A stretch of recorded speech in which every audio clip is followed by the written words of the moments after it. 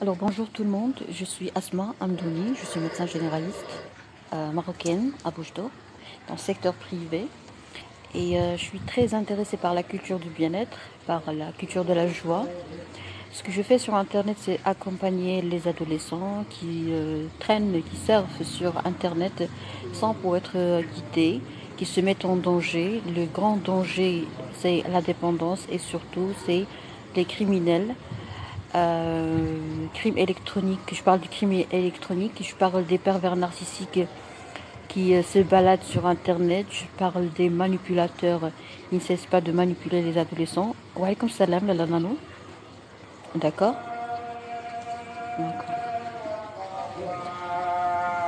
Alors moi je pense que, et j'ai la certitude que je fais un très bon travail, peut-être que je ne sais pas comment le faire, peut-être que je commets de temps à autre des erreurs, mais je suis sûre qu'un jour j'arriverai à à donner ou à offrir un très bon service électronique audiovisuel pour les adolescents, parce que quand on veut, on peut, et quand on veut faire quelque chose de bon, en général on est béni et tout ira bien. Ok? Alors avant de démarrer, on va commencer d'abord par protéger les adolescents de tout faux compte qui porte mon nom et qui malheureusement la police n'a pas encore réussi à l'arrêter. J'ai déjà déposé ma plainte contre lui. On a fait deux procès et tout. Et puis j'aimerais vous dire qu'il y a un compte qui utilise mon nom, mais donc c'est une affaire d'usurpation et qui vous demande d'envoyer de l'argent parce qu'ils marchandisent des médicaments, des traitements naturels pour, je sais pas, pour des troubles érectiles, pour une éjaculation rapide, pour les femmes qui veulent grossir, vous voyez. Donc tout ça, c'est pas vrai, c'est de l'arnaque, c'est un truc de criminel. Alors on va essayer de parler aujourd'hui du partenaire toxique. Ok. Alors sur l'image, c'est écrit un partenaire toxique entraîne la dégradation professionnelle. Garantie, pardon. Garantie la dégradation professionnelle. Si tu as un partenaire qui est toxique, sois sûr que tu vas vivre la dégradation professionnelle et moi je vais essayer de vous expliquer tranquillement et très doucement et avec certitude et avec des preuves et avec des exemples. Ça veut dire quoi une dégradation professionnelle? La première chose à laquelle on doit vraiment tenir, qu'on ne doit pas lâcher pour réussir sur le plan professionnel, c'est la concentration. Ok? Quand je dis partenaire, attention, je ne parle pas de l'amour, je parle pas d'un partenaire, ça peut être un collaborateur, ça peut être un associé, ça peut être quelqu'un qui vit avec toi, ça peut être quelqu'un qui travaille avec toi, ça peut être un employé, ça peut être un chef personnel, un RH, ok? Alors moi j'ai vécu ça, j'ai vécu la toxicité, je la connais très très très bien et j'ai pu aider des personnes, des malades ou des personnes que je connais de sortir de ce cercle vicieux de toxicité. Et ça me fait énormément plaisir de partager mes expériences professionnelles et personnelles avec vous pour d'abord connaître ce domaine de toxicité, cet océan de toxicité. Il y a plusieurs aspects et nous, de temps à autre, je vais faire des lives pour me concentrer sur ça. Alors, pour réussir sur le plan professionnel, vous avez besoin de vous concentrer. La concentration, par définition, c'est de laisser tomber tous les autres détails. Ok? Donc, il faut éliminer, il faut sacrifier, il faut laisser de côté. Il faut tout oublier. Par exemple, si je vous demande de vous concentrer sur la pupille de mon œil droit. Donc, il faut oublier tous les détails, tous les commentaires, tout ce qui se passe, tous les j'aime qui montent du côté droit pour se fixer et essayer de voir la pupille de mon œil droit. D'accord? Si vous êtes incapable de laisser tomber les autres détails, vous n'allez jamais pouvoir vous concentrer. Alors, ce qui se passe dans la vie professionnelle, c'est que lorsque tu es, par exemple, tu prends ton PC, ou lorsque tu veux, par exemple, faire une opération, ou lorsque, par exemple, tu veux faire une intervention, par exemple, tu es commissaire ou quelque chose comme ça, déjà, les commissaires colonels et tous sont vraiment bien protégés. très très très très intelligent. Ces établissements, ils ne te permettent pas de te marier avec un partenaire toxique. Ils te protègent. Pourquoi? Parce qu'ils protègent tout un pays. Alors ça, c'est vraiment un réflexe très très très bénéfique pour la santé et pour la réussite professionnelle et donc pour la stabilité et la sécurité de tout l'État. Vous voyez? Tu fais partie, tu travailles dans un domaine vraiment très délicat, très sensible, tu as un poste très sensible, tu n'as pas le droit de te marier avec n'importe qui. Ok? Alors nous, on va profiter de leur expérience, de leur intelligence pour aider les autres personnes à ne pas échouer sur le plan professionnel et surtout à ne pas vivre la dégradation de leur santé. Donc la concentration. C'est quoi la concentration? Si on veut simplifier les choses pour les adolescents qui me suivent. Je veux me concentrer sur quelque chose, je veux réussir sur quelque chose, j'ai besoin de deux choses. La motivation et la discipline. Alors si je suis une personne qui a besoin d'être motivée pour travailler, c'est-à-dire que je suis une personne qui n'est pas assez forte. Bonjour tout le monde, vous voyez? Alors moi je le dis, moi j'avais un problème, j'ai travaillé avec la motivation et ça c'était très faible de ma part. Pourquoi? Parce que quand je suis motivée, vraiment j'ai une loi d'attraction énorme, intense, très très très forte. J'attire le succès, j'attire le bonheur, j'attire la bonté, j'attire l'amour, j'attire l'argent, j'attire beaucoup de choses quand je suis motivée. Mais quand je ne suis pas motivée, des fois j'avais l'habitude par exemple de m'absenter je parle de la salle, c'est-à-dire les séances par exemple, de karaté, parce que je fais du karaté, Shotokan. Donc, c'est pas fort de ma part, c'est très faible de ma part de ne pas partir à la salle de sport. Donc, si j'étais vraiment disciplinée, j'allais pas rater ces séances. Alors, moi, j'ai une dégradation, j'ai connu une dégradation dans ce domaine qui pour moi est très très très personnel et professionnel et très très important pour ma santé. Pourquoi? Parce que je n'ai pas été motivée et parce que j'ai souffert d'une toxicité. Vous voyez? Donc, la toxicité, c'est qu'on doit vraiment arrêter toute notre vie, une journée, 1 heure, 30 minutes, une semaine, un mois, pour essayer de faire le grand ménage de notre vie, d'éliminer toutes les personnes toxiques, c'est-à-dire vampires d'énergie. Vampire. Par exemple, tu es très très très en forme.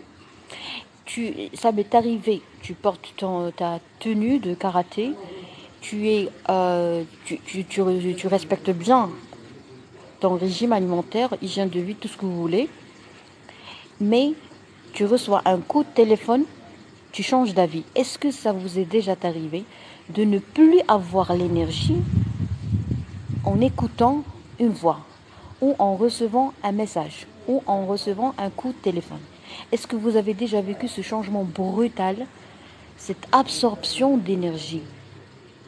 Des gens qui, quand ils te parlent, ce sont des vampires. Je ne parle pas du pervers narcissique, non. Il ne faut pas appeler toute personne toxique une personne manipulatrice, perverse, narcissique. Non.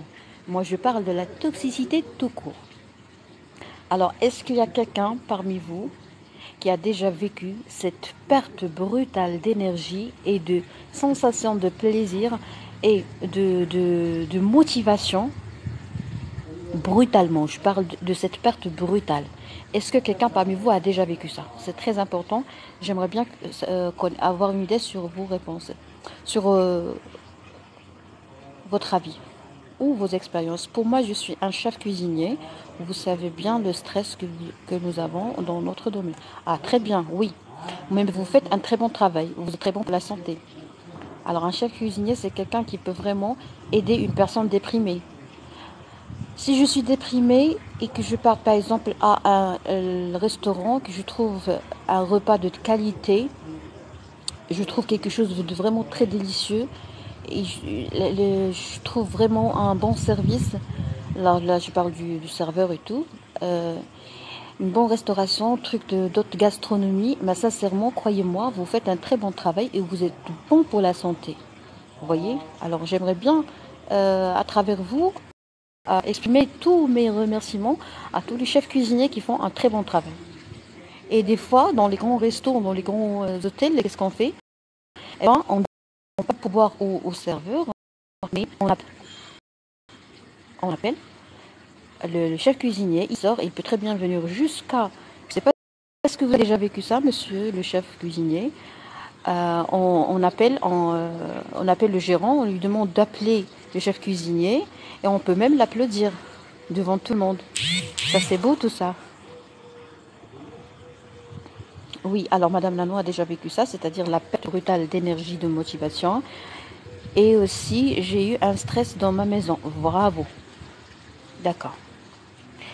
Alors, là, on est bien d'accord qu'il y a une perte brutale. C'est comme si on a volé ton énergie. Alors, moi, j'ai décidé de ne plus permettre à quelqu'un de voler mon énergie. Je vais vous donner un exemple que vous connaissez très bien, ce sont les lives en arabe. Les lives ne sont pas faits pour les Arabes. Les Arabes n'ont pas cette culture de faire des lives par un professionnel de santé. Et moi, j'ai eu une dégradation professionnelle. Les gens ne veulent plus faire des consultations chez moi dans mon cabinet. Et moi, ça ne me dérange pas parce que je fais de la sensibilisation. Mais ça a retenti même sur ma réputation personnelle. Vous voyez? Alors moi, j'ai choisi de vivre dans une petite ville parce que pour moi, je compte sur ma famille pour... et des fois, sincèrement, je n'ai même pas besoin de travailler. Donc j'appelle quelqu'un de la famille, il m'envoie de l'argent et je peux très bien payer les frais. Vous voyez? J'ai fait la médecine par amour. Je sais ce que je suis en train de faire. Je sais que je suis en train de rendre un service à des gens qui souffrent, qui n'ont même pas l'audace de parler avec un psychologue, un psychiatre et leur dire que moi, je suis faible. Vous voyez? Ça, c'est important. Ce stress, ça arrive au divorce. Ah, d'accord, je suis désolée pour vous, monsieur. Si vous voulez, on peut traiter le sujet du divorce derrière moi. Ça serait une très bonne idée. Donc, essayez de comprendre la toxicité que je vais partager avec vous. J'ai commis une erreur. Il faut être fier de ses erreurs quand on fait un bon travail. C'est quoi un bon travail? C'est un travail que tu as fait pour toi. C'est un travail que tu as fait avec une confiance en soi. Ok? C'est un travail que tu as fait pour aider les autres, pour servir les autres et surtout un rêve. Si tu as un rêve, tu trouves beaucoup de difficultés dans ton chemin, eh ben, sache que tu es sur la bonne voie. Parce que nous tous, on va un jour mourir, on va un jour disparaître de cette planète. Donc, on n'est pas là pour faire du copier-coller, on n'est pas là pour plaire aux autres. Vous voyez? Donc, tout ça pour vous dire que la dégradation professionnelle pour moi, le nombre de patients, ça ne me dérange pas, ça ne me dit rien. Depuis longtemps, j'avais ce détail. Et ce qui est malheureux, c'est que des fois, tu vois des gens qui ont, par exemple, je vais vous donner l'exemple le plus simple, le plus courant. Quand tu trouves une personne qui souffre d'un problème de santé et qui l'expose à un risque majeur, par exemple une hypertension artérielle, avec des pics hypertensifs, c'est-à-dire des 20 ou 200 mm de mercure, je parle de la pression systolique. Et puis quand tu orientes le patient aux urgences pour faire une exploration spéciale qui ne se fait que dans un établissement de santé assez grand comme un hôpital ou une clinique, quand tu donnes le traitement, quand tu demandes un bilan minimal, ok, alors là le patient ne prend pas le traitement, ne fait pas ce que tu as demandé. Pourquoi? Parce qu'il y a quelqu'un de la famille qui lui dit cette doctoresse, elle fait rien, ce n'est pas une bonne doctoresse, elle ne fait que les lives. Salam alaikum. Ok, donc moi je trouve que c'est malheureux. Donc du coup j'ai remarqué que moi je fais du mal aux gens, je fais du mal à la population. Pourquoi? Parce que je les ai interdits de profiter de mon savoir médical et qui sauve les gens et tout. Pourquoi? Parce que j'ai donné une fausse image de moi à une population qui est ignorante. Donc, l'erreur que j'ai commise, c'est que les ignorants nécessitent une façon spéciale, personnalisée. Les personnes qui ne sont pas des ignorants nécessitent plus de spontanéité, nécessitent plus d'explication. Vous voyez? Un ignorant, il sait, dans sa tête, il a une idée fixe, un esprit figé. On dit il est constipé. Ça, c'est une façon de rigoler chez nous, les médecins. Donc un patient constipé mentalement ne doit pas bénéficier d'une explication très détaillée parce que pour lui, c'est une preuve de manque de confiance en soi, de manque en compétence et c'est une preuve comme quoi cette doctoresse n'est pas compétente. Vous voyez? Donc si je veux servir une population, il faut toujours, comme on dit toujours dans les livres de médecine, il faut toujours, avant de traiter une population, il faut avoir une idée sur les caractéristiques socio-économiques et même historiques de la zone où tu exerces la médecine. Vous voyez? Donc ça, je l'ai appris. C'est comme si je fais une étude prospective, une étude sur le terrain et tout. C'est une expérience vraie. J'ai passé 5 ans et demi avec des ignorants, avec quelques personnes qui apprécient l'information, vous voyez. Donc du coup, j'ai souffert. Alors moi, j'ai pas peur de la souffrance. Pourquoi? Parce que je fais exactement ce que je veux. Donc je vous conseille de toujours faire ce que vous voulez, comme ça vous n'allez jamais rien regretter. Mais j'ai appris par expérience que l'ignorant ne doit pas bénéficier d'une explication très détaillée parce qu'il a mal à la tête. Il a une céphalée. Et c'est injuste de la part de quelqu'un qui sait très bien ce qui se passe de continuer à expliquer. Alors moi, j'ai souffert de cette toxicité. Je vous explique c'est quoi la toxicité.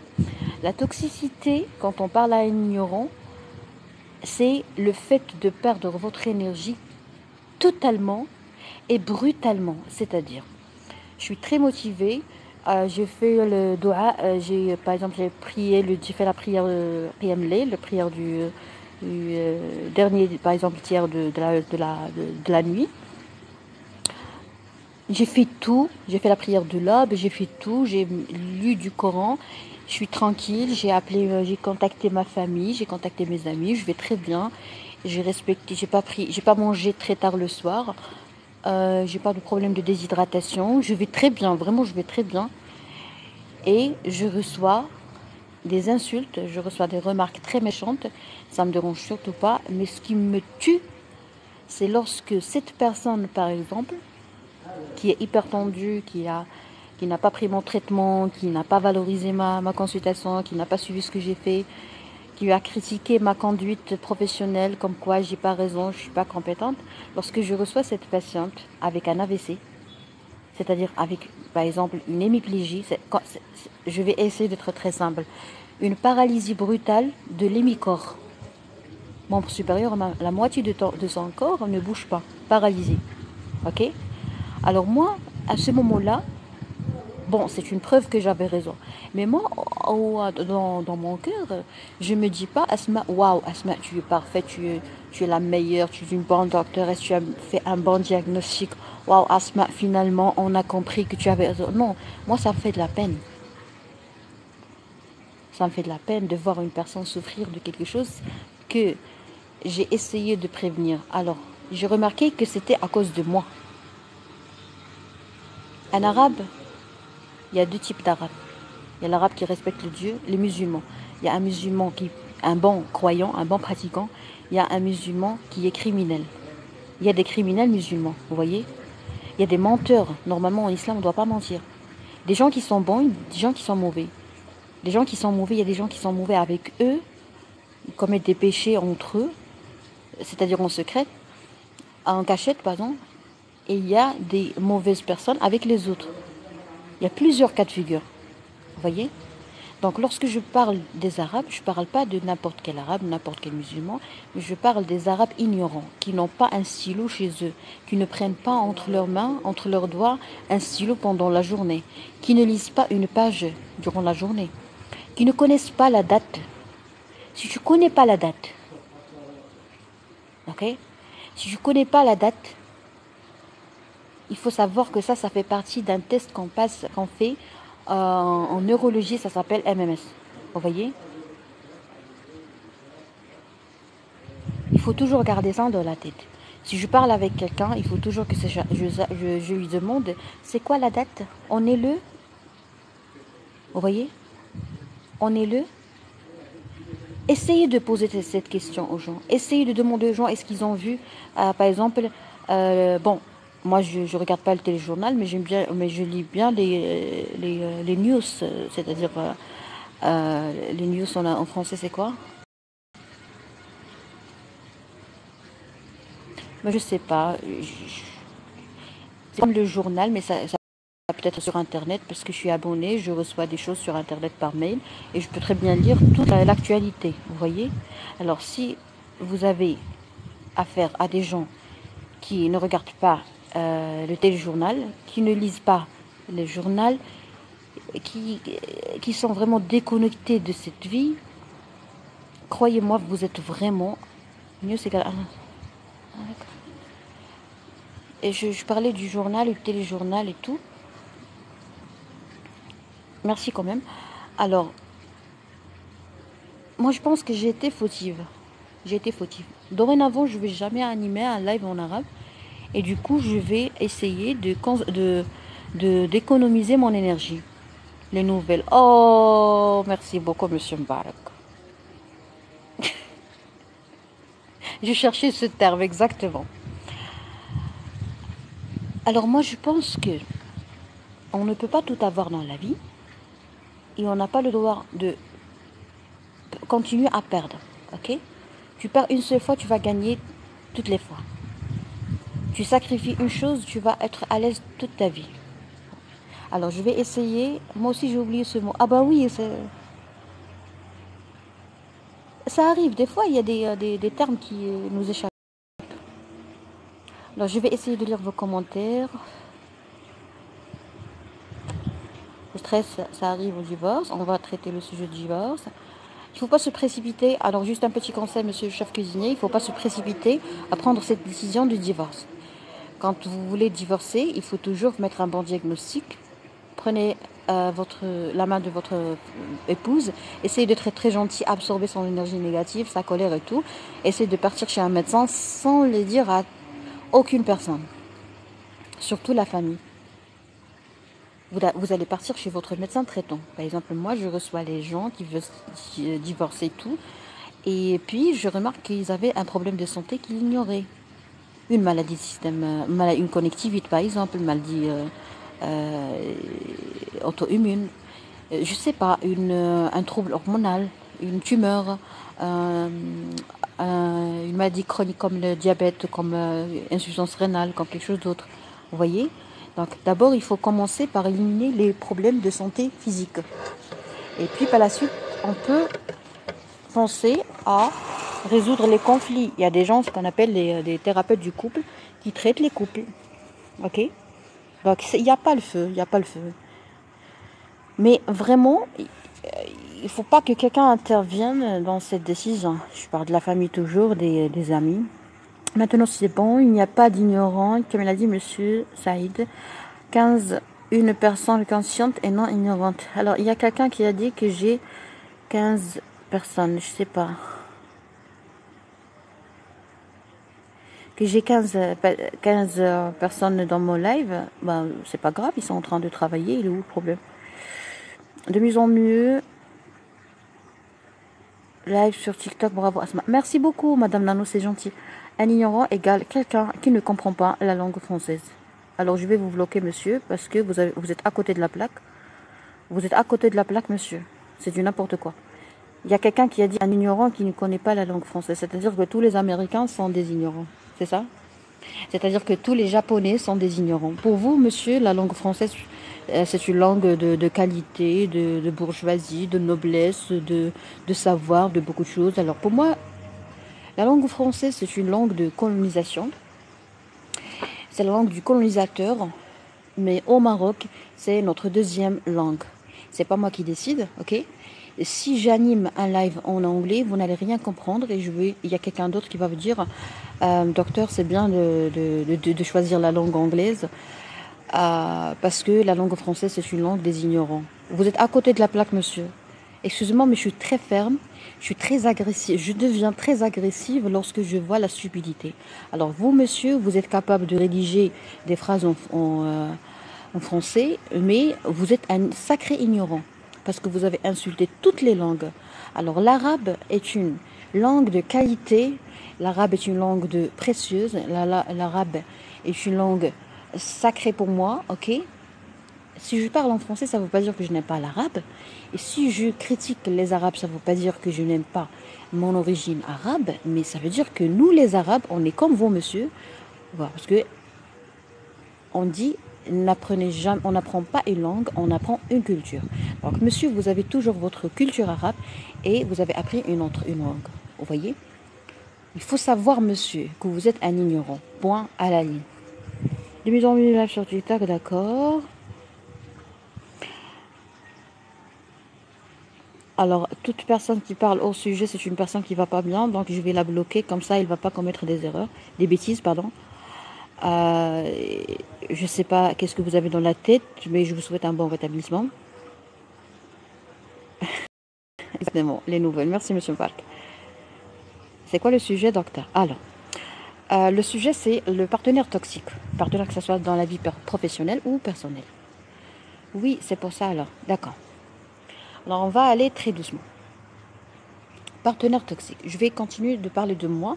Comme ça, je vais vous encourager à parler de vous-même dans les commentaires parce que je vais essayer d'enregistrer la rediffusion de ce live sur ma chaîne YouTube Dr Asma Hamdoun. Un partenaire, ça peut être ton mari, ça peut être ton épouse, ça peut être un associé, ça peut être un collaborateur, ça peut être un voisin, ça peut être un collègue, ça peut être un coloc. Vous voyez?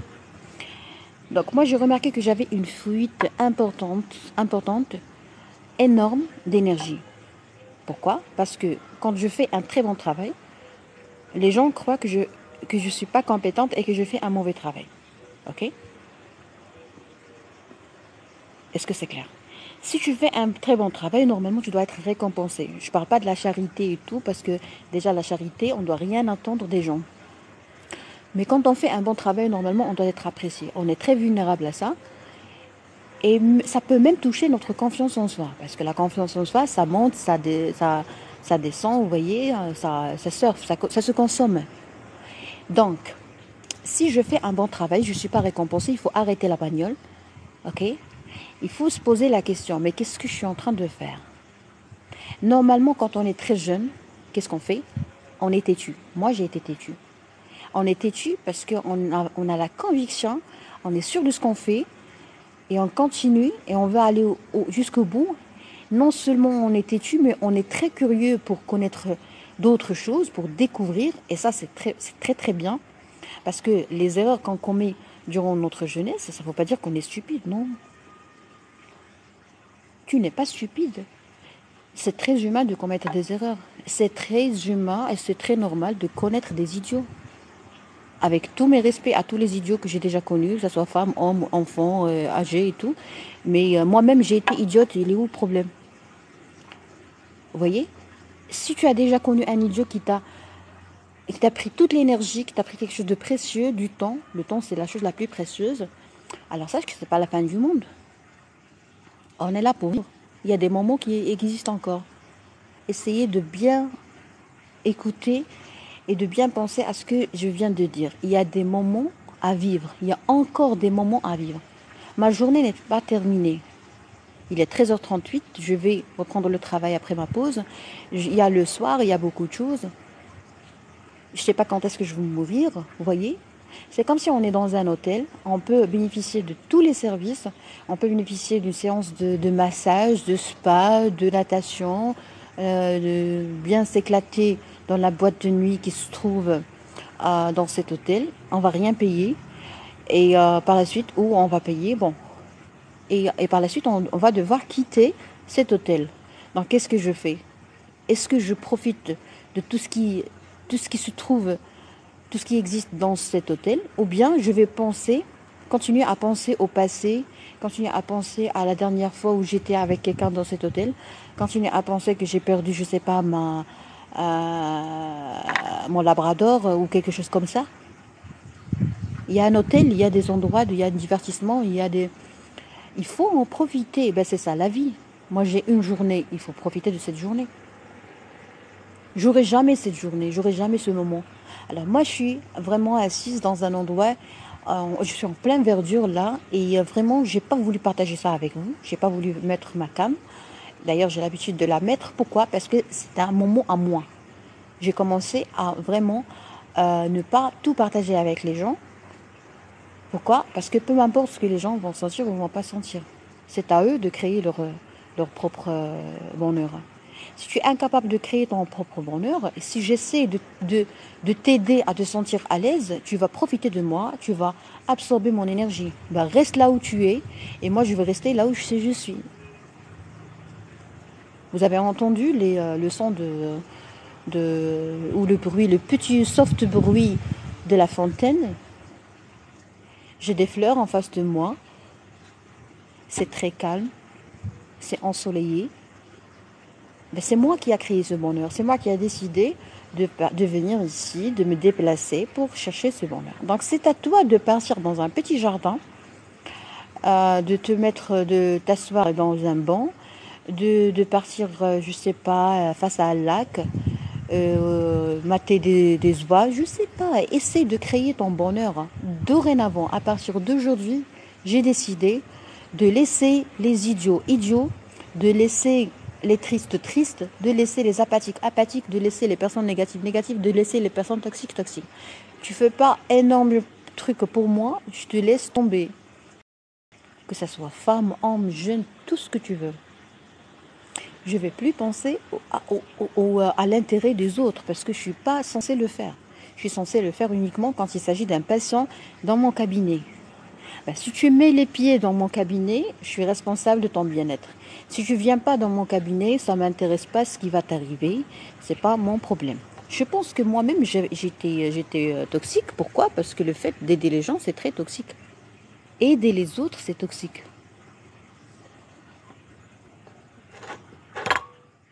Je ne parle pas du syndrome du sauveur, mais je parle des personnes. Quand tu aides une personne toxique, c'est-à-dire que toi aussi tu es toxique.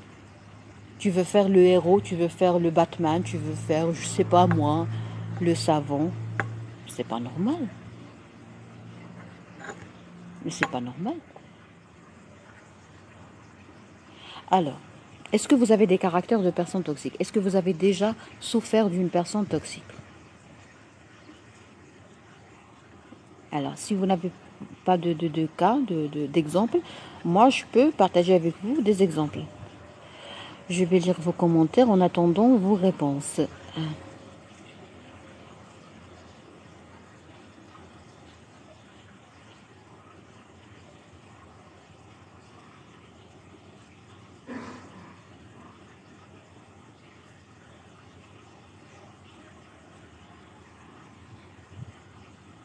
Alors vous allez être bloqué automatiquement si vous parlez de quelque chose qui n'est pas en relation avec notre sujet.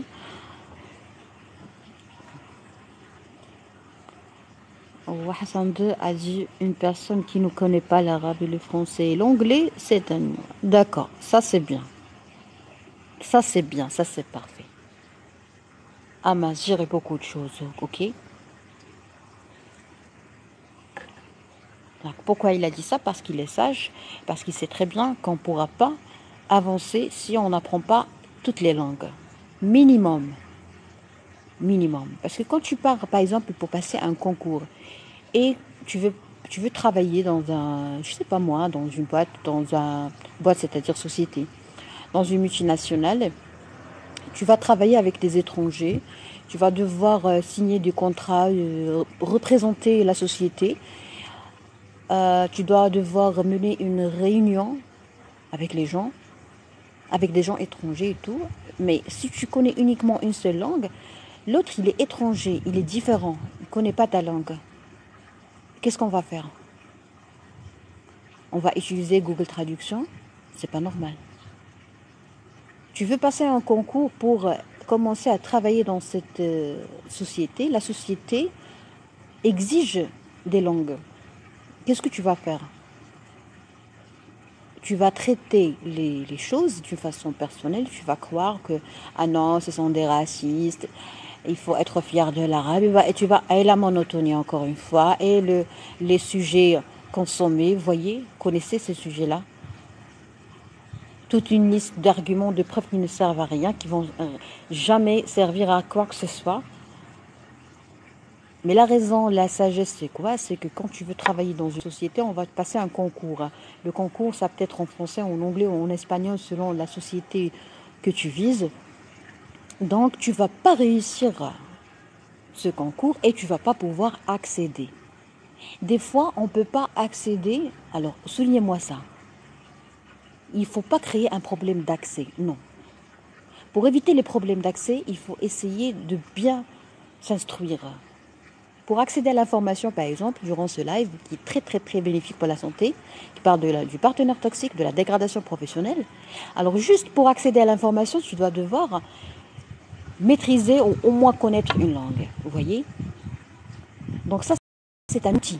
Si j'utilise les choses comme étant un outil, ça c'est parfait. Ça, encore une fois, étranger.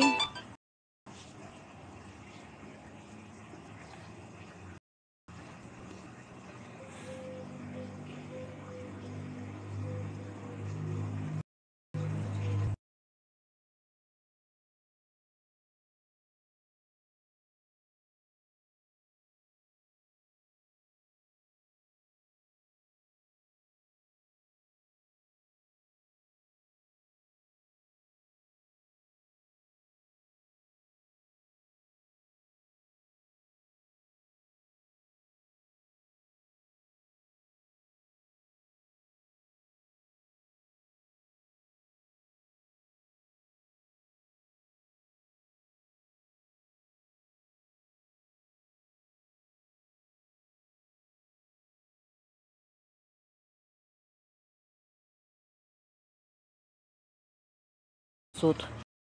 Tu veux de l'énergie, essaie de la chercher toi-même. Si tu veux du bonheur, essaie de le créer toi-même. Si tu veux de l'évolution, de l'épanouissement, essaie de le faire toi-même. Ne compte pas sur moi pour progresser. Parce que tu vas me dégrader. Ok? Alors, premièrement, est-ce que maintenant ça marche? Est-ce que vous arrivez à m'entendre? Alors, s'il vous plaît, que quelqu'un me réponde. Comme ça, je vais poursuivre mon analyse. Ou mon débat, si vous voulez. Est-ce que le live marche bien, s'il vous plaît?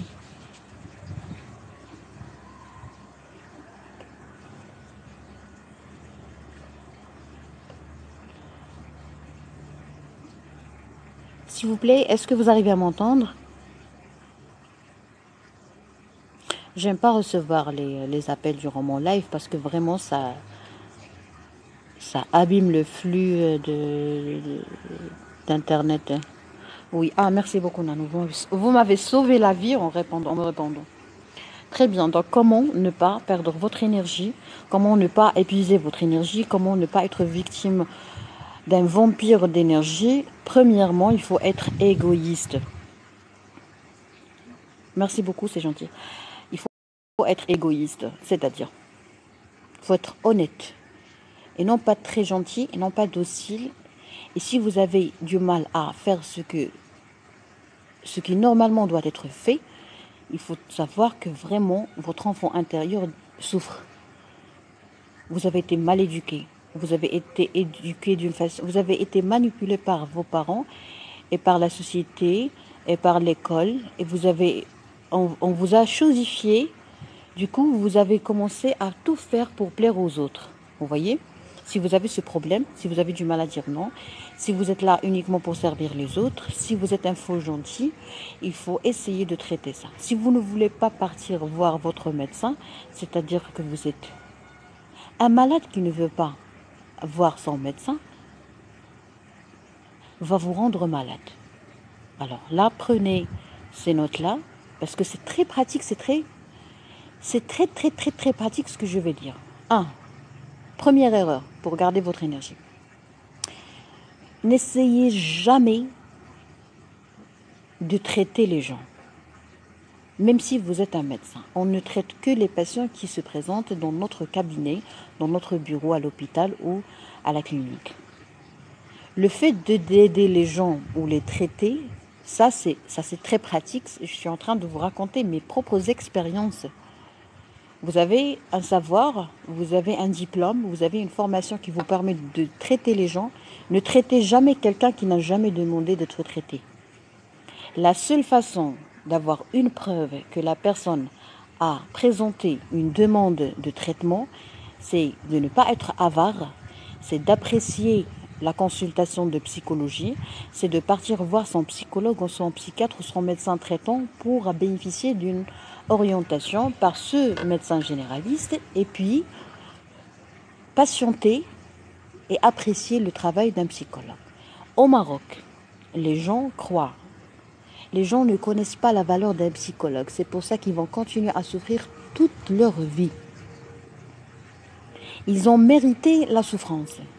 Quand tu fais face à quelqu'un, je ne parle pas des déprimés, je parle des gens qui te disent que le psychologue, ça ne sert à rien. Il est juste en train de parler.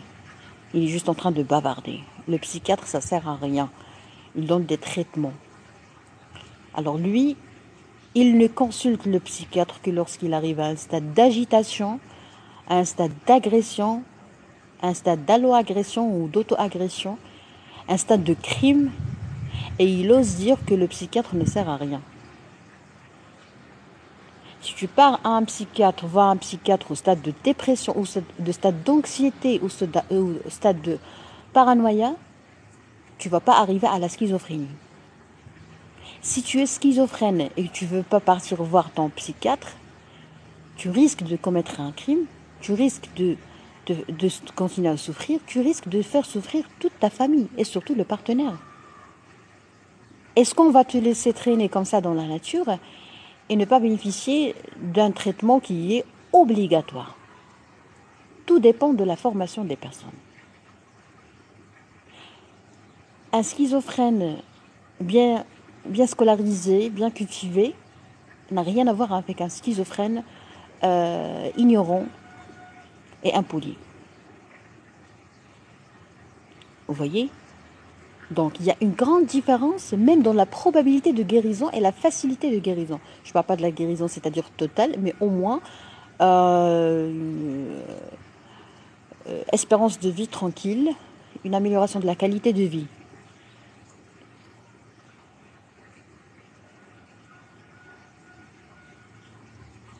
Alors, on va aller très doucement. Tu veux pas perdre ton énergie? Ne parle pas avec les vampires d'énergie. Alors, je vais bloquer ce monsieur parce qu'il est là uniquement pour parler.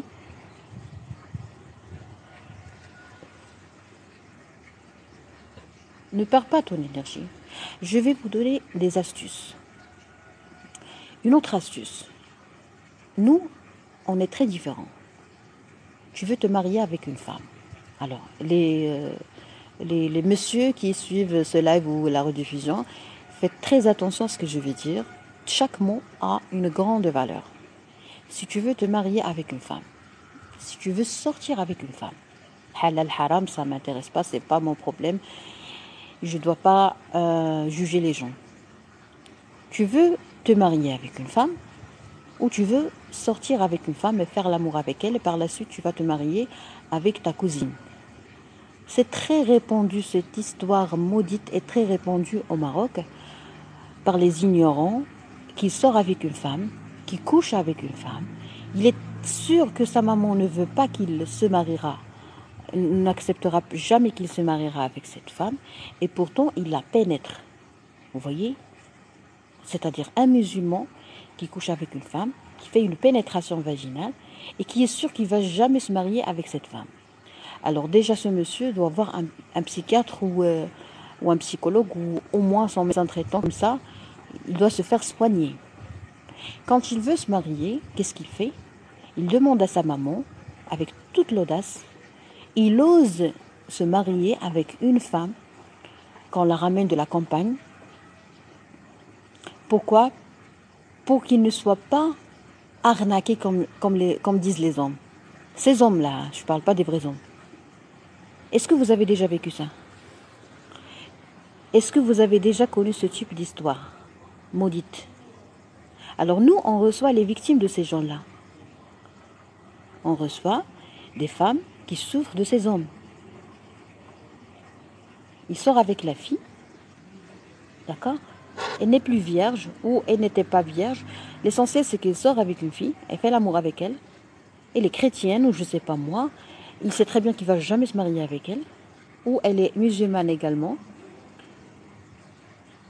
La fille s'attache à ce monsieur, et quand tu lui demandes de se marier, il lui dit « Je ne peux pas me marier avec une fille sale ». Donc pour lui, il y a des filles sales et des filles propres. Et lui, quand il sort avec une fille sale, il croit qu'il va rester propre. Alors ça, ce sont les vampires. Un premier vampire d'énergie en matière dans la relation de couple. Pour ne pas être victime de ce type de vampire, qu'est-ce qu'il faut faire? Il ne faut pas se précipiter à faire l'amour. Alors là, l'islam est très bénéfique pour la santé. Pourquoi? Parce que l'islam te dit, quand un homme te demande de faire l'amour avec lui, il ne faut pas accepter, il faut s'éloigner de lui, il ne faut pas répondre à ses appels, à ses messages, à ses SMS, à ses textos et même à ses menaces. Parce qu'il y a des vampires d'énergie qui, quand la femme ne veut pas faire l'amour avec lui, ils la menacent. Est-ce que vous avez déjà entendu parler de ça? Donc la fille, elle ne connaît pas la médecine, elle ne connaît pas la loi.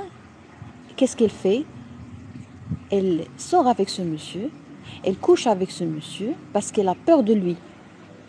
Alors vraiment, ça me met hors la loi tout ça. Moi, je pense que, et ça c'est un message destiné à toutes les femmes belles, érotiques, très séduisantes, admirables. Si tu as affaire à un homme qui t'oblige de faire l'amour avec lui, ben, tu pars voir ton avocat. Ou tu pars voir le procureur général. Et tu lui dis, moi j'ai été menacée, ce monsieur ne veut pas me laisser tranquille. Si tu es avec un homme qui ne veut pas te laisser tranquille, qui veut continuer à rester avec toi, qui ne veut pas rompre, qui ne veut pas la séparation, qui ne tolère pas la séparation, c'est un monsieur qui a de la dépendance affective. Et s'il te menace, c'est-à-dire que c'est un criminel. Donc il faut vraiment parler avec son avocat. C'est important parce que là, on est arrivé au stade de crime. Est-ce que vous êtes d'accord avec moi? La toxicité, c'est quand la femme n'arrive pas à dormir le soir, elle vient de consulter, elle demande des traitements, son corps résiste à tout type de traitement et tout. Pourquoi? Parce qu'elle souffre, la pauvre. Elle est menacée. Les personnes menacées n'arrivent pas à dormir pendant des mois, voire des années. Oui, très bien. Donc ça, c'est répandu. Mais sincèrement, surtout avec Internet, il y a des vampires d'énergie sur Internet qui font des trucs vraiment inadmissibles, inacceptables. Est-ce que l'homme a le droit de menacer une femme pour qu'elle reste avec lui? Est-ce qu'il a le droit? Oublions la loi. Est-ce qu'il a le droit? Est-ce que ça vous fait plaisir? Moi, sincèrement, ça me choque lorsque je vois ça. Tu restes avec moi. Si tu ne restes pas avec moi, je vais te tuer. Si tu ne restes pas avec moi, ben, je vais dire à tout le monde que tu es sorti avec moi. Et alors, il est où le problème? Ben, qu'il fasse ce qu'il veut. La première personne qui va te traiter de cette toxicité, c'est la loi. Avant le psychiatre, avant le médecin. C'est pour ça que les victimes de pervers narcissiques, qu'est-ce qu'ils font? Eh ben, ils terminent leur histoire par des suicides. Pourquoi? Parce qu'elle est menacée et en plus, elle n'a plus d'énergie. Une menace, une personne qui te menace, normalement, tu dois déposer plainte contre elle. Voici les preuves. Monsieur le procureur, monsieur l'avocat, monsieur le commissaire, voici la preuve. J'ai reçu des menaces, j'arrive pas à dormir. Voyez? Et vous partez chez votre psychiatre, vous faites un certificat médical qui prouve votre santé, votre état de santé bien expliqué, bien détaillé. Comme ça, le juge va lire ce document médical, formel, et va pouvoir juger est-ce qu'il s'agit d'un crime ou pas. Ben nous, on ne connaît pas la loi. Nous, les médecins, on ne connaît pas la loi. Nous, on connaît uniquement l'effet ou la lourdeur de cette toxicité sur ton corps, sur ta circulation sanguine. Est-ce que tu as fait un AVC? Parce que si, par exemple, il y a quelqu'un qui me menace et moi, je suis diabétique, je risque de décompenser. Si je suis hypertendue et que tu me menaces, je peux très bien faire un AVC. Alors là, le médecin fait son travail pour juger l'effet de la toxicité sur ton corps. et il donne un médicament, son travail est terminé là. Bien sûr, je parle de la responsabilité, le fait de responsabiliser cet accusé. Je ne parle pas du suivi du traitement et tout. Le médecin est toujours à ta disposition, mais on est là uniquement pour, dans un premier temps, pour donner une prise en charge, un accompagnement, un traitement, un sauvetage, parce que le médecin est là pour sauver, traiter et prévenir. On vous donne un certificat, un rapport médical ou chirurgical, ou les deux, selon l'évolution de la dégradation de ta santé. Vous voyez?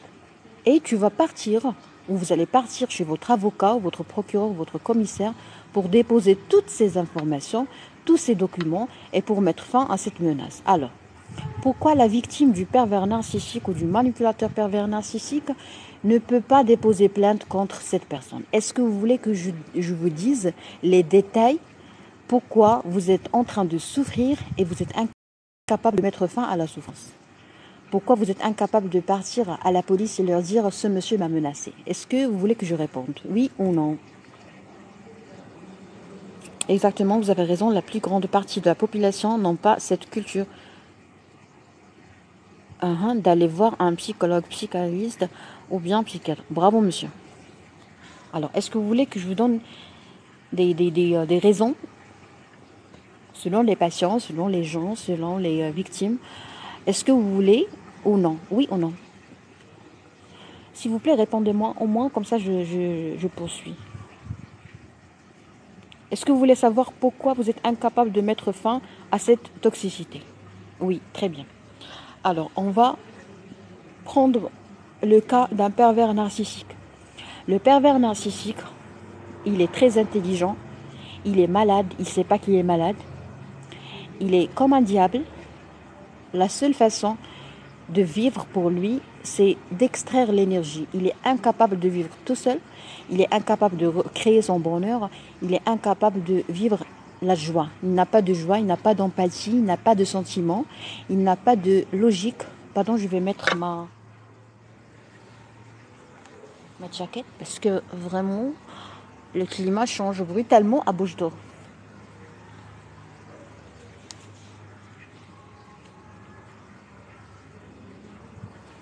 Très bien. Donc, un pervers narcissique, un manipulateur pervers narcissique, ce n'est pas un être humain normal. C'est un petit robot qui est là uniquement pour détruire. Il n'a pas de cœur. Vous connaissez le truc de Sandrias, je pense, dans PlayStation, qui est en train de casser, d'abîmer, de détruire le petit négro, si vous voulez. Oui, d'accord. Alors, il n'a pas de cœur. Il n'a pas de sentiment. Il n'a pas d'empathie. Il est incapable de savoir qu'est-ce que tu es en train de vivre. Exactement, le même cas chez nous. Très bien. Donc, il est incapable de sentir ce que tu es en train de sentir.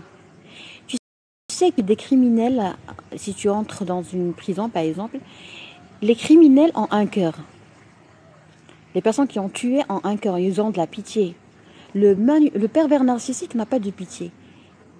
Il te dit, personne ne mérite l'aide. Il n'aime pas aider les gens. Il est très dur. Il n'a pas de cœur. Pourquoi? Parce que c'est un enfant détruit. Ou c'est un adolescent détruit, ou c'est une personne qui est détruite. En général, c'est souvent, si je dirais pas toujours, un enfant détruit. Donc, il n'a pas de goût. Dans sa vie, il n'a pas de goût. Il est en pleine souffrance, mais il est même pas dans ce monde et il n'a pas de logique. Je veux vous dire quelque chose. Si tu mets quelque chose dans le four et que tu le fais sortir, tu le mets sur ma table immédiatement, il sera vraiment très très très chaud. Ok? Ça c'est la logique.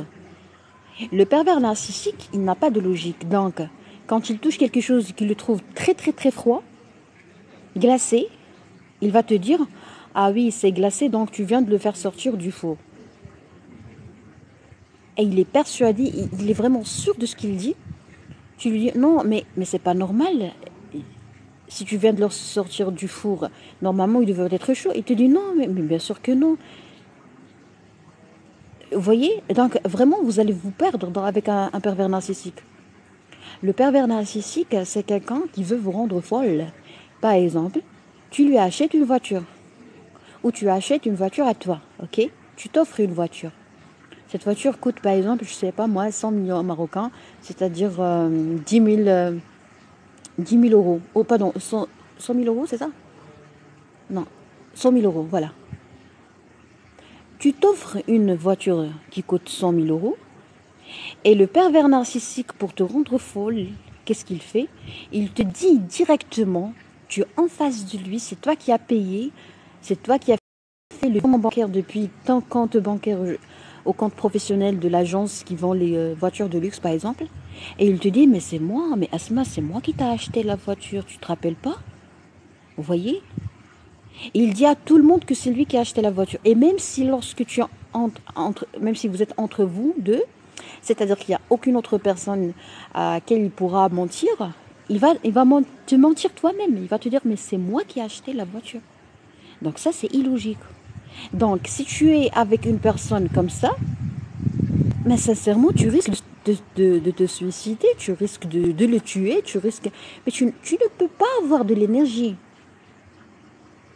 Mais pourquoi il arrive à ce point-là? Parce qu'il t'a isolé. Toute personne qui te parle toute la journée est une personne toxique. Toute personne qui te demande de ne pas parler avec les gens est une personne toxique. Toute personne qui prend ton téléphone et qui bloque les membres de ta famille, comme ça, il coupe la connexion, il coupe le flux, il coupe le lien avec ta famille est une personne toxique. Toute personne qui t'empêche de voir tes amis par jalousie ou je sais pas moi, et des fois il est jaloux même d'une femme, c'est-à-dire toi tu es une femme et lui il est jaloux d'une femme, ou l'inverse, par exemple tu es avec une perverse narcissique et elle est jalouse de tes copains hommes. Si tu me coupes de la population, tu vas me rendre folle, tu vas m'épuiser. Restez toujours dans la foule, s'il vous plaît, pour l'amour de Dieu. En islam, on dit toujours, il faut toujours rendre visite à nos familles, c'est la rahim, c'est important. Ce truc-là, ce petit détail en islam te protège des pervers narcissiques intensément. Le pervers narcissique, il a un outil qu'il utilise, il a des phases. La première phase, c'est la séduction. Il est un ange, un ange. Vraiment, tu le compares à un ange. Et par la suite, il va t'isoler. Quand il t'isole des gens, tu n'auras plus d'énergie pour exister. Et il va vraiment développer une dépendance dans ta tête. Et par la suite, il va te rendre folle. Et la chose la plus douloureuse, ce qu'on voit chez les patients, c'est quoi? Le summum de la toxicité, c'est qu'il joue sur la réputation. Alors là, on va revenir à notre principal problème chez le pervers narcissique, c'est les menaces. Donc, il menace toujours d'abîmer, de gâcher, de détruire ta réputation. Donc, si tu veux te protéger de ces personnes toxiques, essaye de ne jamais partager quelque chose de très intime avec les gens. Si, par exemple, tu fais l'amour avec un homme, il va te filmer.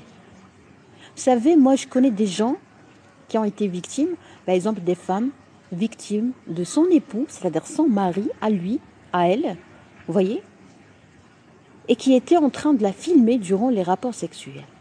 Alors, ces types-là, mais vraiment, vous devez recourir à la police avant de recourir à nous les médecins. Vous êtes vraiment avec un diable.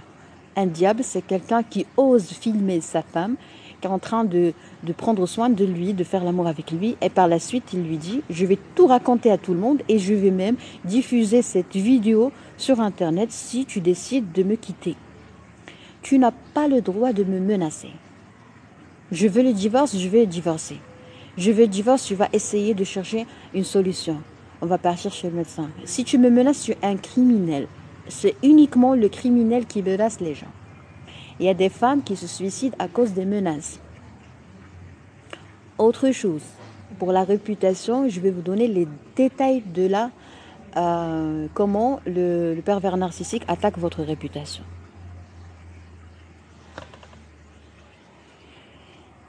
Alors, rappelez-moi, si jamais j'oublierai, rappelez-moi de la réputation, je vais lire vos commentaires parce que pense que j'ai beaucoup de commentaires ici. Exactement, le même cas chez nous.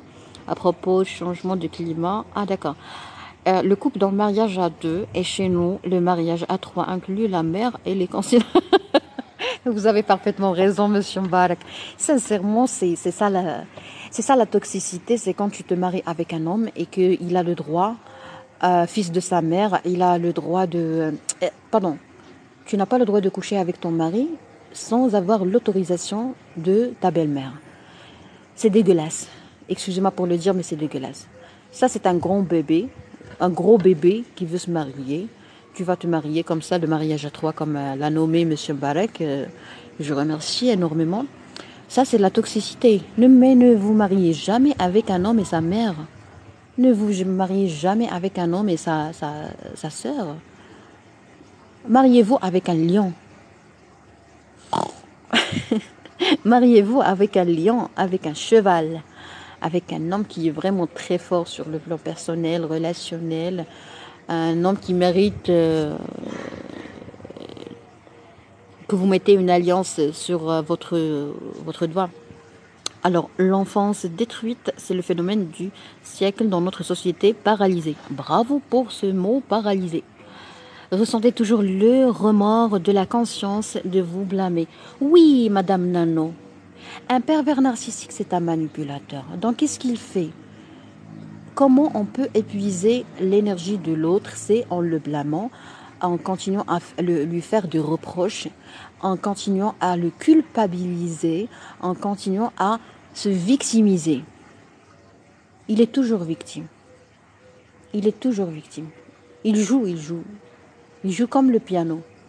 Il est toujours victime de toute la société, le pauvre. Et des fois, il commence par ça. Il commence par se faire aller pour un victime. Comme ça, il va toucher ta pitié et il va bénéficier de ton soin personnalisé. C'est-à-dire, toi, tu le connais même pas, tu l'aimes pas, c'est pas ton genre, c'est pas ton truc, c'est pas de ton niveau intellectuel ou socio-économique. Et il te manipule par la pitié. Vous voyez? Ce sont les malheureux. Normalement, normalement, une personne saine, c'est une personne qui ne veut pas jouer le rôle de victime. Vous voyez? Et ça fait partie des profils toxiques. Nous avons le profil de victime. Arrêtez tout type de rapport, de relation avec les gens victimes. Que ce soit femmes, hommes, enfants, âgés, collègues, colocs, partenaires, associés. Alors moi, actuellement, avec la personnalité que j'ai, Dieu merci, aujourd'hui, si je vois quelqu'un qui me prend pour une coupable, ou qui me prend pour une manipulatrice, ou qui me prend pour je sais pas, qui m'accuse, ben je vais tout arrêter avec lui. Tu m'accuses, j'arrête tout, ne me parle plus.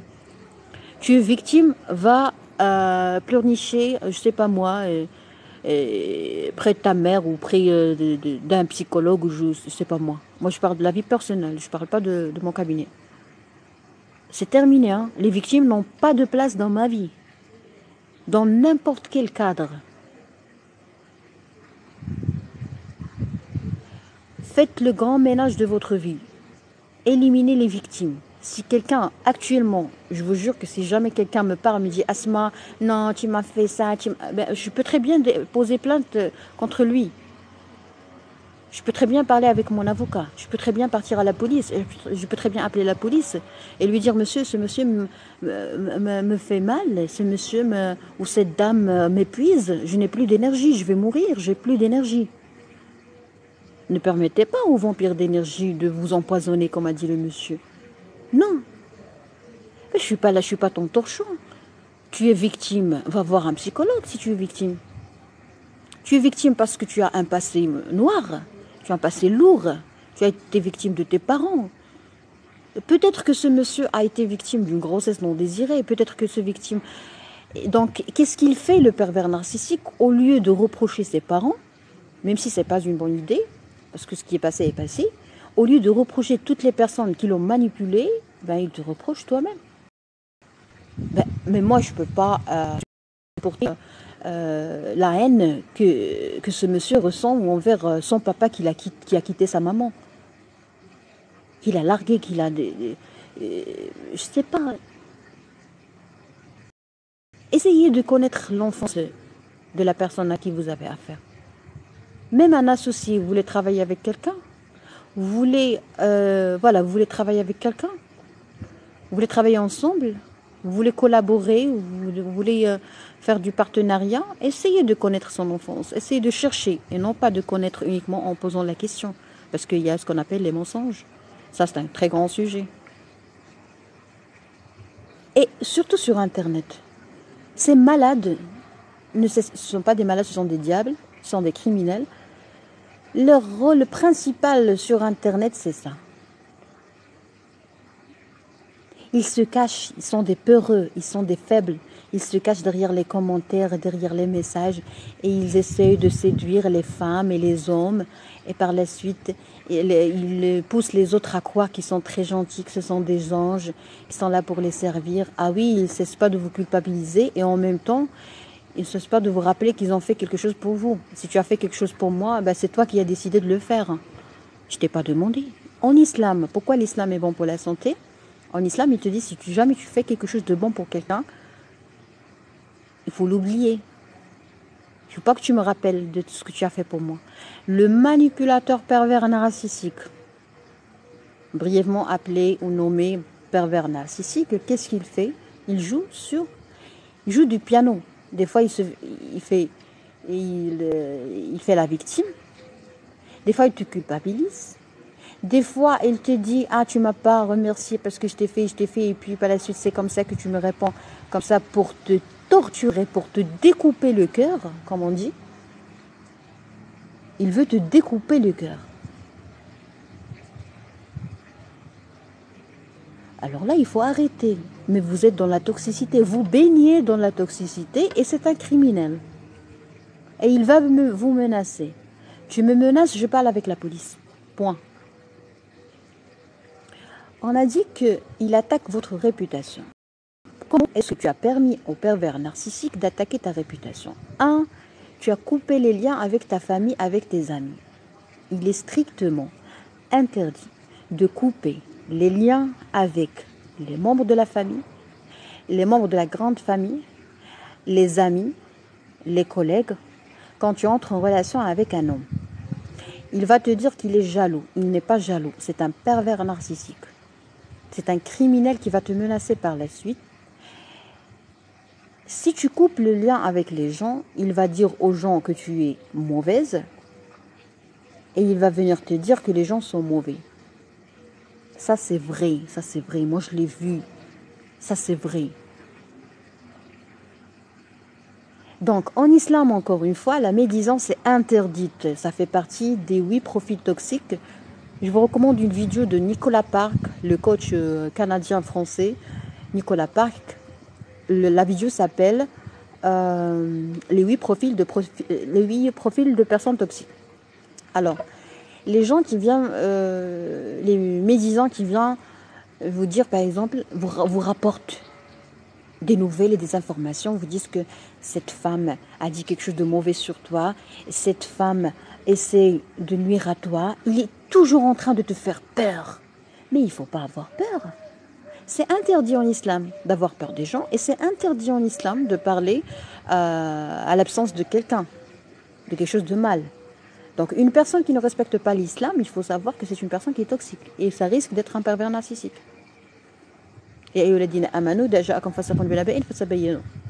Ok? Maintenant, actuellement, avec la personnalité que j'ai aujourd'hui, à chaque fois que quelqu'un vient me dire quelque chose sur quelqu'un d'autre, je vais le prendre pour un pervers narcissique. Jusqu'à preuve du contraire.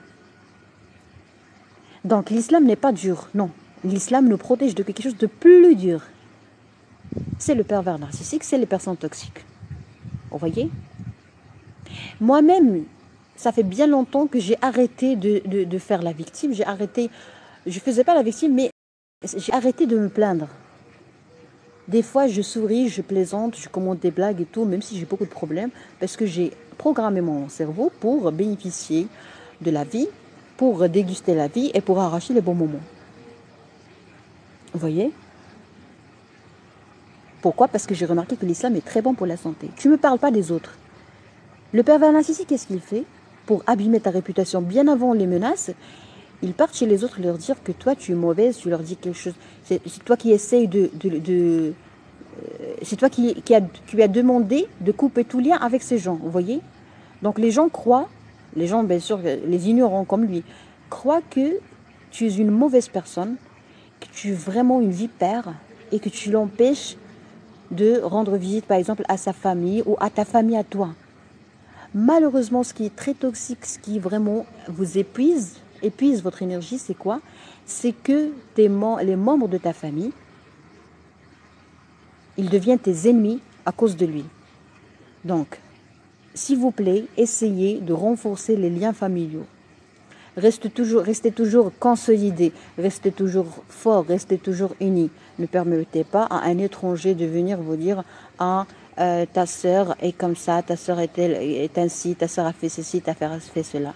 Même si c'est ton époux, même si c'est ton mari, ne permets pas à ton mari de heurter ta réputation devant les membres de ta famille.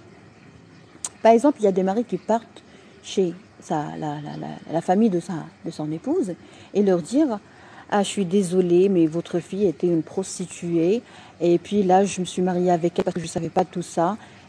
Et s'il vous plaît, on va laisser ça secret entre nous. Je vais essayer de prendre soin d'elle. Je suis quelqu'un de très honnête, je suis quelqu'un de très bien et vraiment, j'ai été victime d'elle. Elle est toxique, elle me fait de la peine, elle me fait souffrir.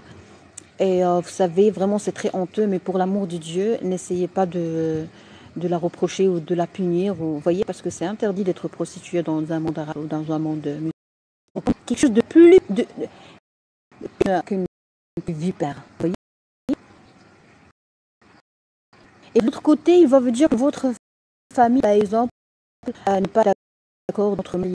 Parce que je suis à l'heure, je mérite un homme plus riche, plus cultivé. Et tu vois, vraiment, je souffre.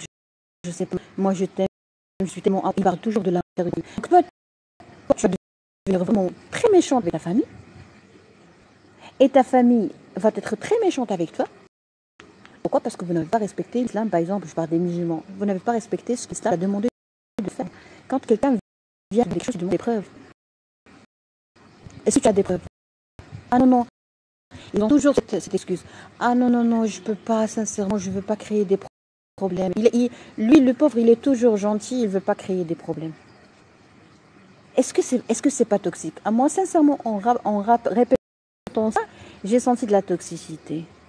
Mais imaginez une femme qui souffre de tout ça et en plus, il la menace par la suite. Mais est-ce que nous, on est obligés de supporter ces malheurs? Il faut être égoïste. Il faut ramener un fiancé, un petit ami, un psychologue et lui dire docteur, ou un psychiatre lui dire docteur, s'il vous plaît, est-ce qu'on est malade, moi et lui? Alors, un psychiatre, un médecin généraliste, en général, c'est très clair et des fois, ça nécessite plus d'une consultation pour juger, vous voyez, mais vous êtes entre de bonnes mains. Et si vous voulez continuer à souffrir de cette toxicité, sincèrement, ça veut dire que votre enfant intérieur souffre plus que ça. Alors, les consignes de maman, il faut un crayon et la taille crayon pour les mesurer de ton crayon. Oui, pour les mesures de ton crayon, bravo. Une fille vierge pour le mariage au Maroc, à traduire en arabe pour le comprendre. Ah d'accord, oui. Au Maroc, ce que j'ai dit tout à l'heure, j'ai dit que parmi les profils d'hommes toxiques, ce sont les gens الرجال اللي كيمشيو تيخرجوا تينعسوا مع البنات وداكشي والبنت عارفاها ما غاديش يتزوج بها او لا سيحيد لها الشرف ديالها وداكشي ولا هي ماشي عزبه ومو باغا وحده عزبه اوكي سي سا فيرج دونك ولا تيخرج مع وحده نصرانيه ولا كذا وعارف انها ما غتزوج باسكو واخا تكون نصرانيه راه الفا سوفرير المهم من بعد كيمشي عند مو تيقول لها جيب لي وحده من العروبيه تياخذ وحده من العروبيه كتعرف طيبي راكم عارفين النكته ديال طيبي و فوالا سي سا دونك ce monsieur est responsable vraiment d'une crise, de plusieurs crises d'hystérie et peut-être même de suicide chez la femme. Donc ne vous approchez pas de ces omelettes. La personne la plus toxique, c'est la belle-sœur. Et surtout les sociétés sous-développées. Oui. En déposant une plainte de viol. Mhm. Vos manières d'explication sont admirables et touchantes, docteur. Merci beaucoup, monsieur, parce que j'ai travaillé pendant longtemps avec les jeunes et je donne beaucoup de temps pour les patients et je les pousse à s'exprimer. Mais malheureusement, ça a touché la réputation de mon cabinet parce que les gens me disent que je suis bavarde. Je m'éloigne du motif de consultation et la consultation dure longtemps, vous voyez.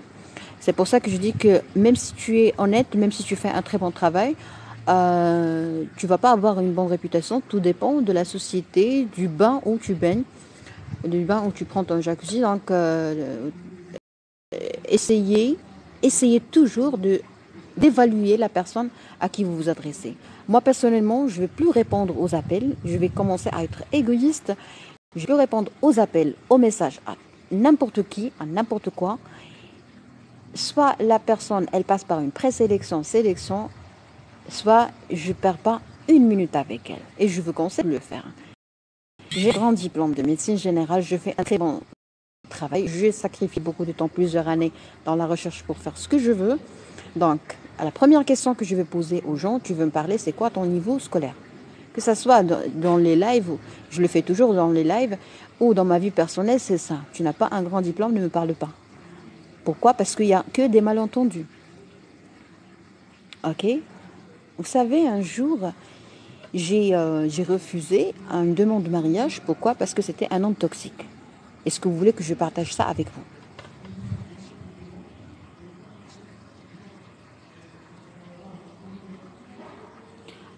Alors, les personnes méchantes, je vais vous bloquer parce que vous êtes fait pour être bloqué, c'est ça. C'est malheureux.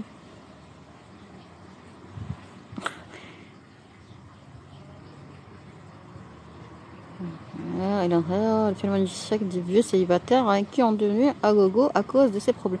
Bah oui. Attention, docteur, de temps en temps, des coupures qui se produisent. Ah oui. Omelette Zouine Mofid. Non, omelette veut dire un mini-homme, pseudo-homme. Je parle pas des omelettes. Vous voyez les inconvénients de parler avec les humains. Oui, docteur. Très bien. Alors, j'ai refusé une demande de mariage. Pourquoi? C'était un milliardaire. C'était une personne très riche, beau, tout ce que vous voulez. Il m'a demandé de ne plus admettre les hommes dans mon cabinet. Pourquoi? Parce que je suis une femme. Alors, moi, je respecte ça. Ça, c'est très bien pour la santé. C'est très bien en islam et tout. Mais moi, je vais avoir une dégradation professionnelle et je vais avoir des problèmes. Et moi, j'ai fait un serment pour traiter les gens qui sont malades. Alors, ce monsieur, malheureusement, dans sa tête, il y a une seule chose qui circule, c'est l'argent et le sexe. Ce type de gens, pour moi, les gens qui sont là uniquement pour manger et pénétrer, sont des objets. Je ne les prends pas pour des gens. Si je marie avec lui, il va m'offrir tous les cadeaux que je peux imaginer et que je ne pourrais pas imaginer. Je vais être gâtée, ça va me résoudre beaucoup de problèmes. Je vais travailler tranquillement, je parle de problèmes sociaux et tout. Je vais travailler tranquillement, il peut même me créer, je sais pas moi, une chaîne, quelque chose comme ça, Canal et tout. Chaîne. Mais c'est très toxique pour moi. Vous voyez? Je vais expliquer ça d'une façon très simple. Alors, une femme gynéco-obstétricien, c'est-à-dire spécialisée dans les maladies gynécologiques et obstétricales. Imagine si cette femme se marie avec un homme et qu'elle reçoit un coup de téléphone d'un assistant, d'un secrétaire, d'un surveillant général pour lui dire: docteur, nous avons une urgence, nous avons un HRP. Ou qu'il lui envoie un message, HRP. HRP, c'est-à-dire tu dois courir, tu dois te lever même à 4 heures du matin, à 3 heures du matin, à 2 heures du matin. Tu dois sortir et courir vers la clinique pour sauver une femme. HRP, c'est hématome rétroplacentaire.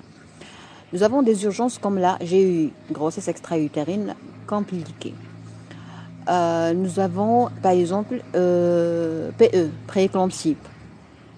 Prééclampsie, vous savez que dans certains cas, une prééclampsie vraiment grave ou HRP grave, HRP déjà, la seule façon de traiter, c'est d'extraire. C'est-à-dire déchirer, comme ça. Déchirer et faire sortir le petit. Sinon, on va perdre la femme et le fœtus. Vous voyez? Donc, dans la tête de cette doctoresse, de cette chirurgien, qu'est-ce qui se passe? Il se passe qu'il est vraiment en situation d'alerte.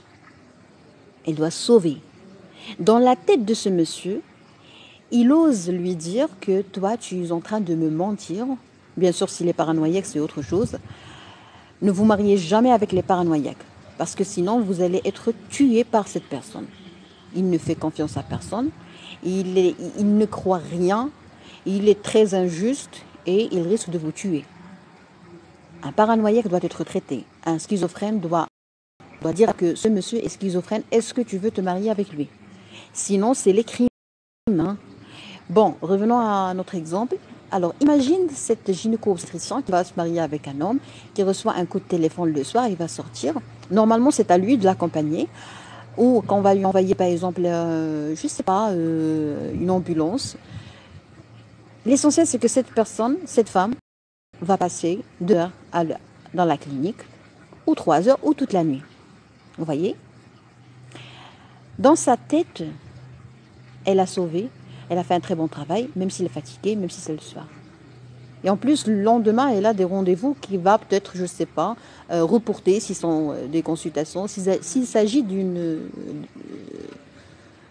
consultations froides. Vous voyez?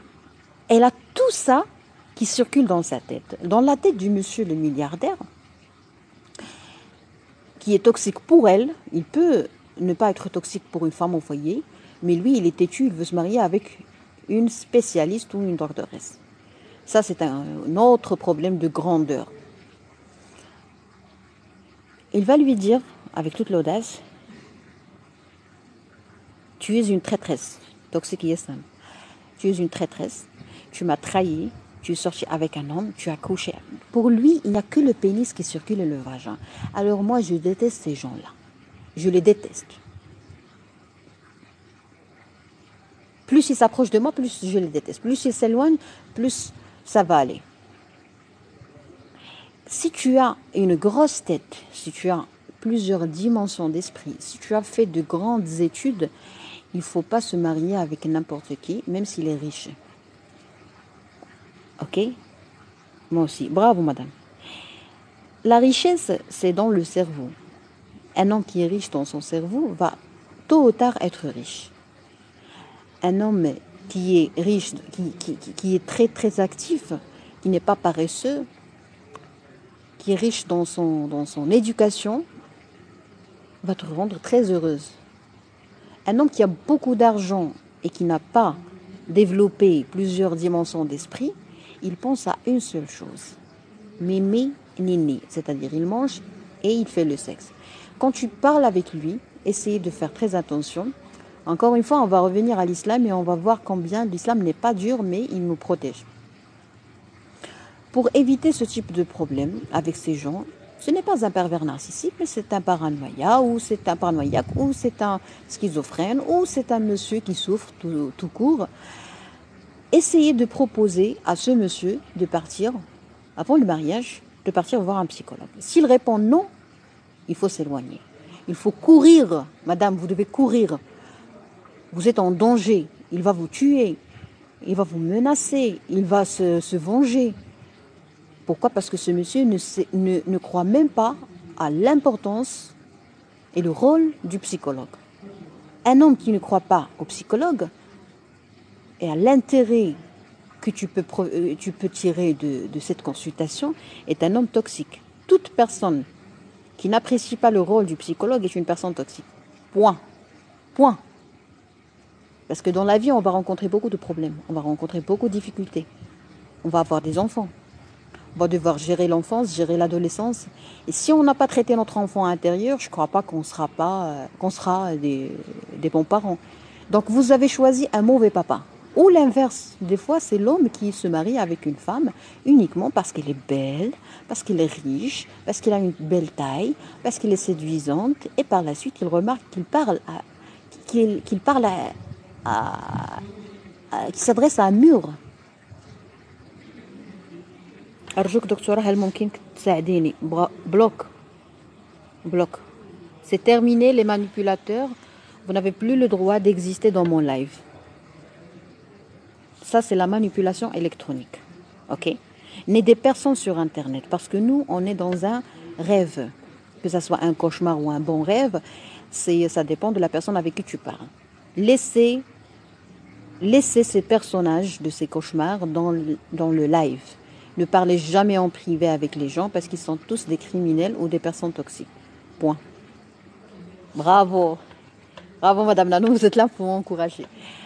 Qu'est-ce qu'on disait quand en fait? On disait que l'homme également peut être victime d'une personne toxique pour ne pas être injuste avec les hommes.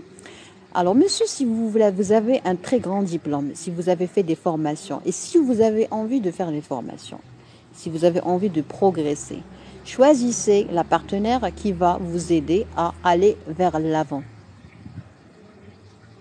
Oubliez la beauté, oubliez tout ça, parce que la beauté, toutes les femmes sont belles et toutes les femmes sont capables d'être belles ou de devenir belles. C'est-à-dire, elle va prendre soin d'elle, elle va partir chez un coach ou une coach femme de sport et elle va lui dire, s'il vous plaît, madame la coach, moi je veux avoir un corps séduisant, érotique. Vous voyez, elle va se transformer. Si tu étais avec une femme vraiment très toxique, c'est très bien le sexe par exemple, donc là, qu'est-ce qu'il faut faire? Il faut uniquement prendre cette dame qui est très bénéfique, très bonne et très adéquate pour vous et partir voir un sexologue ou une sexologue et lui dire, s'il vous plaît, je veux que ma femme vraiment soit une prostituée dans la chambre à coucher. Vous voyez? Si tu pars chez un médecin, psychiatre, psychologue ou sexologue, elle peut rendre ta femme vraiment une prostituée à la maison. Et ça, c'est bien. Pourquoi? Parce que ça va te permettre de vivre une bonne vie. Et si tu vas continuer à pleurer parce que tu as fait l'amour avec une femme qui sait très bien faire le sexe ou que tu crois qu'elle sait très bien le faire, ben vraiment tu vas perdre toute ta vie parce que tu n'as pas fait une consultation chez un sexologue. Mais c'est malheureux de voir les gens comme ça. Tu ne veux pas vivre le délice chez toi? Mais on va revenir encore une fois à ce caractère arriéré des hommes, de certains hommes. Quand la femme lui fait des gestes vraiment très osés, lorsque la femme est très audacieuse sur le lit, le lendemain, il va l'insulter, il va lui dire « tu es une pute ». Ça arrive. Il y a des hommes qui ont demandé même le divorce. Pourquoi? Parce que la femme a appris à séduire l'homme sur le lit. Elle a fait un travail, elle est partie voir un sexologue. Mais là, l'erreur que vous avez commise, madame, c'est que vous êtes partie voir le sexologue et vous n'avez pas ramené votre mari avec vous. Un mari qui ne connaît pas l'importance d'un sexologue est un mari qui ne sert à rien. C'est un mari qui est toxique et qui va vous rendre folle, qui va vous menacer, qui peut même vous agresser ou vous tuer parce qu'il va croire, il va vous dire, ça a déjà eu lieu, des agressions comme ça. L'homme dit à la dame, où est-ce que tu as appris à faire ça? Où est-ce que tu as appris ces préliminaires? Et s'il est paranoïaque, il va te tuer. Il va te tuer, madame. Il va vous tuer. Parce qu'il va se dire, il ne comprend pas, il est ignorant. Il va vous dire, mais comment est-ce que vous avez appris ça? Ce sont uniquement les prostituées qui savent ça. Vous savez, vraiment, ne parlez pas avec les ignorants. Ne perdez pas votre temps avec les ignorants. Ils vont vous tuer, ils vont vous menacer, ils vont vous détruire, ils vont vous empoisonner. Ils ont absorbé, épuisé votre énergie. Tu vas continuer à lui expliquer, il ne comprend pas. Il est incapable de comprendre, même s'il n'est pas un pervers narcissique. Mais pour lui, ce sont uniquement les prostituées qui savent faire l'amour. Tu ne vas jamais changer ça. Tu ne vas jamais changer ce qui se passe dans sa tête. Et tu vas remarquer que tu as commis la plus grosse flagrante erreur, c'est de se marier en comptant sur les sentiments. Les sentiments ne font que la dégradation professionnelle et personnelle. Ok? Si tu as des sentiments envers quelqu'un qui ne te mérite pas, par exemple, tu as un grand diplôme et lui, c'est un analphabète. Pourquoi tu as aimé un analphabète alors que toi, tu as un grand diplôme? Parce que tu souffres. Donc, est-ce que tu n'as pas la capacité de partir chez un psychologue et lui dire, vous savez, il y a un petit jeu, un petit exercice que je vous conseille de l'essayer. Si tu veux faire une relation avec quelqu'un, si tu veux établir une relation avec quelqu'un, halal haram, moi c'est pas mon problème. C'est pas mon problème, hein, parce que j'ai pas le droit de juger les gens. La première fois que quelqu'un te parle, essaye de partir chez un psychologue. Un médecin traitant, votre médecin généraliste. Bonjour docteur, oui bonjour, s'il vous plaît, j'ai fait la connaissance d'un monsieur. Ou vous, s'il vous plaît, j'ai fait la connaissance d'une dame. Je ne sais pas, est-ce qu'elle est bonne pour moi? Et j'ai entendu une doctoresse qui fait de la comédie médicale en arabe et tout. Elle nous a conseillé de partir sur Internet, nous a conseillé de demander l'avis de notre médecin traitant une fois on a connu quelqu'un. Mais il faut vraiment faire vite. Pourquoi? Parce que des fois, il y a des gens qui, si tu le connais lundi, alors vendredi, ils te gênent, ils t'envoient des textos inappropriés ou ils te demandent de faire quelque chose, un rapport sexuel. Le lundi, tu as fait la connaissance, le vendredi, tu lui dis non, on n'est pas fait l'un pour l'autre. Il te dit, je vais te tuer.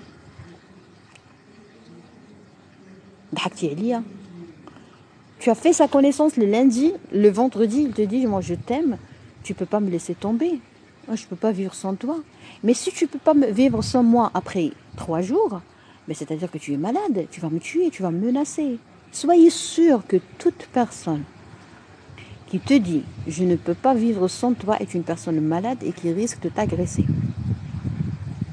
Ou c'est un criminel, c'est un pervers narcissique. Parce que nous, on peut très bien... Vous savez, nous les médecins, on a un bouton sur lequel on peut appuyer pour oublier les gens. On l'a développé parce qu'on sait très bien les conséquences de ce type de dépendance affective. Je t'aime, demain je t'oublierai. Point. Je t'aimais hier, maintenant je t'ai oublié.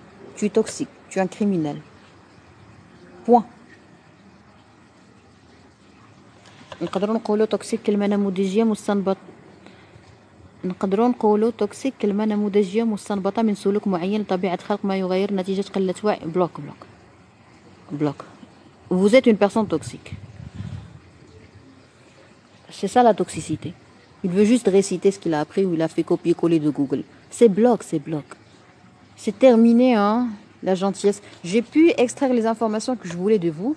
J'ai fait une petite étude sur Internet. J'ai compris qui vous êtes. Alors là, vraiment, c'est terminé. Mustanbata. Mustanbata, pour moi, tu dois être puni pour avoir prononcé, pour m'avoir poussé à prononcer ce mot. Bon, on dit n'importe quoi. C'était juste une petite pause d'humour. Alors, on disait quoi? On disait que l'attachement, la dépendance affective, les gens qui te disent je ne peux pas vivre sans toi. Alors, si tu ne peux pas vivre sans moi, c'est-à-dire que moi je suis l'oxygène, l'eau ou la nourriture. Les 3 choses dont tu as besoin pour survivre, c'est l'oxygène, l'eau et l'alimentation.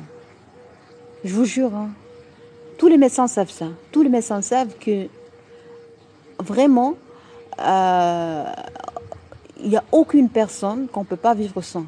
On a perdu un des parents, on a perdu des grands-parents, on a connu le deuil et on est resté en vie. Le soleil ne prend pas la permission de quelqu'un pour se lever. Tu fais ce que tu veux.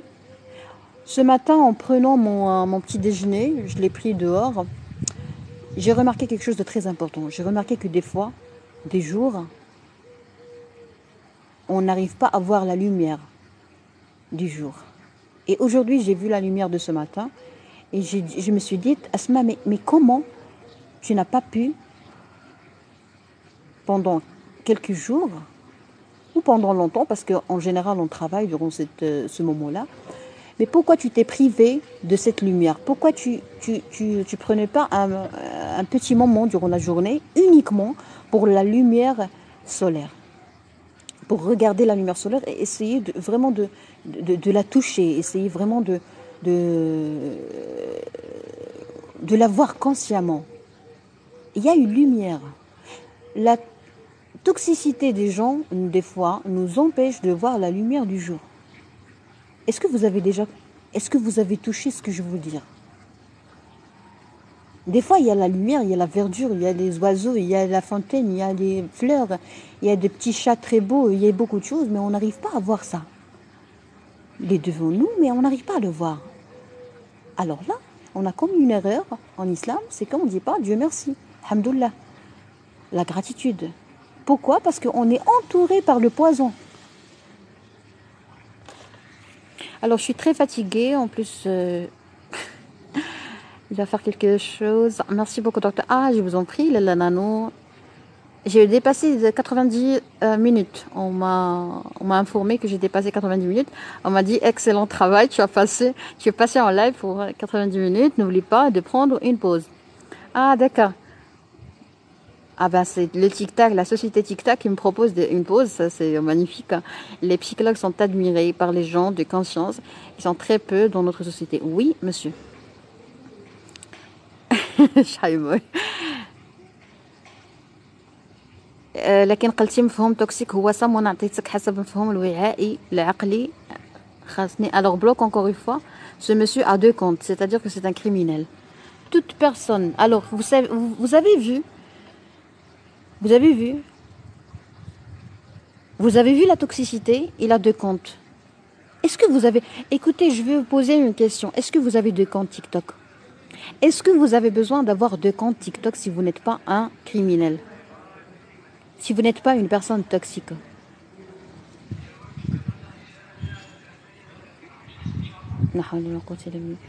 Ben oui.